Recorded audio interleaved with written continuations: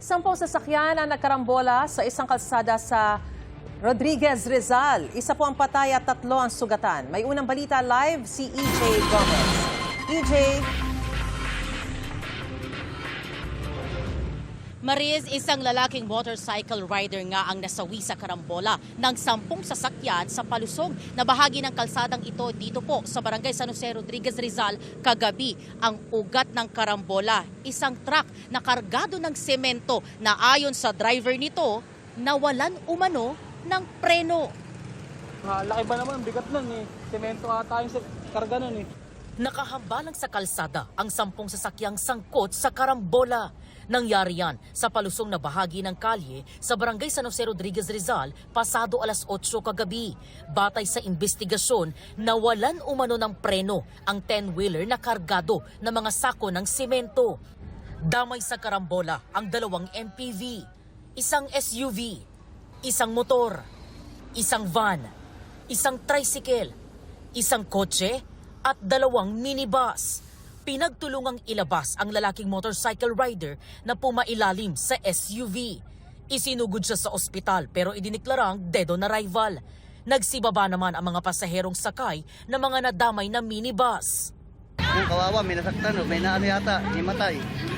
Ayan o. Biglang may lumagabog sa likod namin. Yung mga pasahero ko biglang nagsigawan.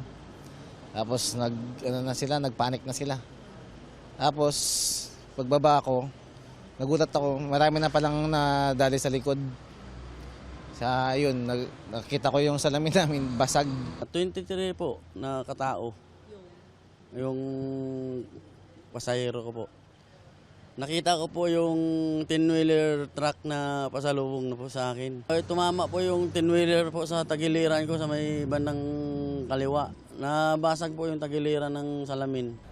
Isang tricycle driver at 2 pasahero ang nagtamo ng iba't ibang injury. Dinala sila sa ospital. Allegedly, sabi niya, nawalan po siya ng preno. Ang unang niya mga ay dalawang SUV na nakapark. Sunod na ang SUV din, tapos yung motor na ang driver ay kadna pa ilalim yun doon sa SUV.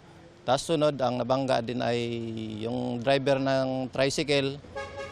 At yung sunod po ay nabangga din niya yung minibus na kasalubong at isang kotse din. Tapos ang huling nabangga niya ay yung minibus. Nasa kustodiya na ng pulisya ang 46 anyos na truck driver.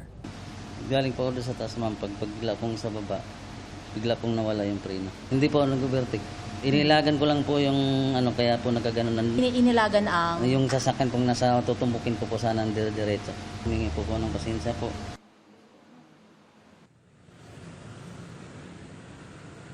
Maris, dito nang galing yung truck pababa hanggang sa mag-cause ng karambola ng mga sasakyan. Ito naman sa gilid, yung isa sa mga SUV na nadamay din sa karambola. Diyan umilalim yung motorsiklo kung saan nasawi nga yung ating rider. Maharap naman ang truck driver sa reklamo or kakasong reckless imprudence resulting in homicide, multiple physical injury and damage to property.